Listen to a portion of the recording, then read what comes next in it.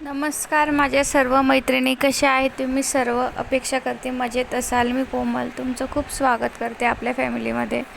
आपली फॅमिली म्हणजे सबस्क्रायबर हे आता 42 झाले आहे. याच्यात पण मी खुश आहे, कारण की माझे व्हिडिओ कमी आहेत आणि सबस्क्रायबर वाढले आहेत आणि मला असं वाटतं माझं चॅनल चांगल्या प्रकारे चालेल जर मी व्हिडिओ टाकले तर. पण माझा मुलगा हा आता 4 महिन्याचा असल्यामुळे मला टाईम मिळत नव्हता आणि हे सगळे मी प्रेग्नेन्सीचे शूट करून ठेवलेले व्हिडिओ आहेत.